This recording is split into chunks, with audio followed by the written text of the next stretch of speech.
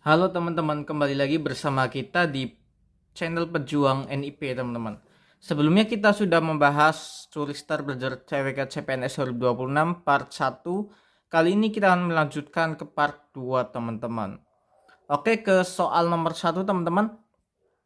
Seorang mahasiswa Indonesia yang sedang menempuh pendidikan serata 2 atau S2 di luar negeri berhasil menemukan formula teknologi ramah lingkungan yang dapat mengolah limbah plastik menjadi bahan bakar alternatif. Meskipun mendapatkan tawaran kontrak kerja dengan gaji sangat tinggi dari perusahaan multinasional asing, ia memilih menolaknya dan kembali ke Indonesia untuk mengembangkan teknologi tersebut di desa-desa terpencil. Sikap mahasiswa ini mencerminkan nilai A. Kesadaran berbangsa karena ia menghargai hukum internasional, yang B. Kemampuan awal bela negara karena ia memiliki kecerdasan intelektual yang tinggi, C. Cinta tanah air yang ditunjukkan dengan memberikan kontribusi nyata pada kemajuan bangsa dan negara, yang dia rela berkorban karena ia bersedia kehilangan hak kewarganegaraannya demi teknologi, atau E. Setia pada Pancasila karena ia menerapkan sistem ekonomi liberal yang adil. Oke, kita lanjut ke pembahasannya ya teman-teman. Nah, di sini salah satu indikator dari nilai cinta tanah air adalah memberikan kontribusi signifikan bagi kemajuan bangsa dan negara melalui keahlian, ilmu pengetahuan, atau profesi yang dimiliki. Mahasiswa tersebut memilih pulang ke tanah air demi membangun kemandirian energi di dalam negeri daripada mengambil keuntungan finansial pribadi di luar negeri. Ini adalah bukti nyata dari rasa cinta dan pengabdian yang mendalam pada bumi pertiwi. Jawaban yang paling tepat adalah yang A jika konteksnya pengorbanan umum, namun indikator spesifik mengenai memberikan kontribusi pada kemajuan bangsa dan negara berada di bawah nilai cinta tanah air. Jadi jawaban yang paling tepat adalah yang C, teman-teman. Oke, kita lanjut ke soal nomor 3. Maaf teman, ke soal nomor 2. Konsep bela negara di Indonesia secara yuridis formal diatur dalam Undang-Undang Dasar Negara Republik Indonesia tahun 1945. Pasal yang menegaskan bahwa setiap warga negara berhak dan wajib ikut serta dalam upaya pembelaan negara adalah A. Pasal 27 ayat 1, B. Pasal 27 ayat 3, C. Pasal 30 ayat 1, D. Pasal 30 ayat 2, atau E. Pasal 31 ayat 1, teman-teman. Oke, kita lanjut ke pembahasannya ya, teman-teman. Nah, di sini landasan konstitusional mengenai bela negara tertuang dalam dua pasal utama di di Undang-Undang Dasar 1945 dengan penekanan makna yang sedikit berbeda. Di pasal 27 ayat 3 menegaskan tentang upaya pembela negara sebagai hak dan kewajiban serta warga negara, menekankan pada aspek bela negara secara umum atau non-fisik atau sikap dasar. Yang nomor 2, pasal 30 ayat 1 menegaskan tentang tiap-tiap warga negara berhak dan wajib ikut serta dalam usaha pertahanan dan keamanan negara.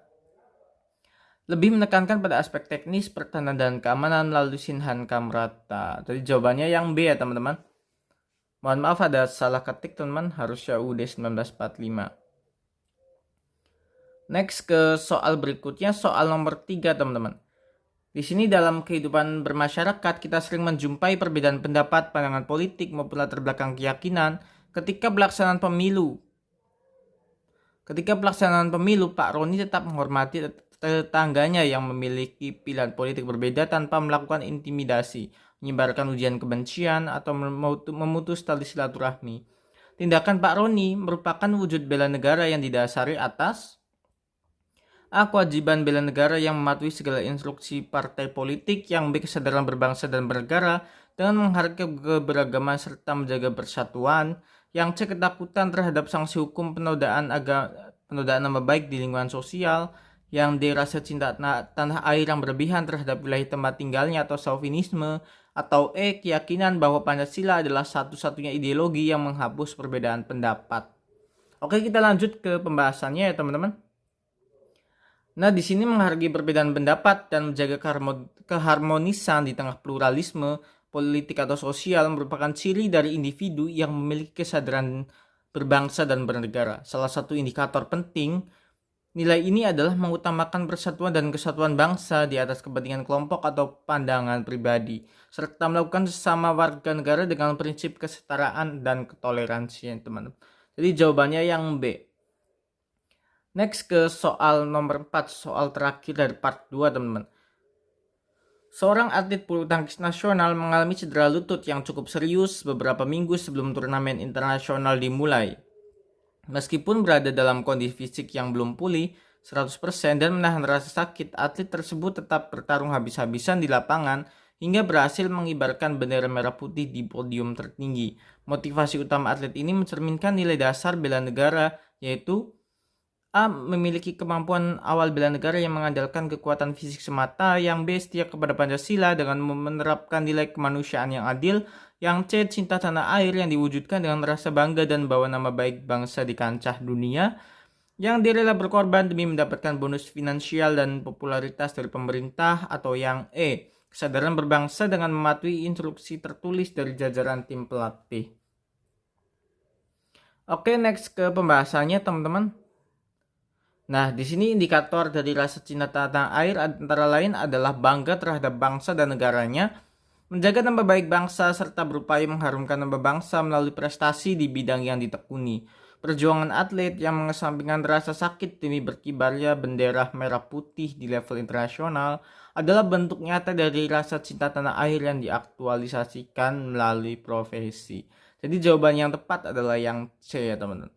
Sekian teman-teman pembahasan kita untuk part 2 ini. Nantikan untuk part-part selanjutnya teman-teman. Selamat belajar.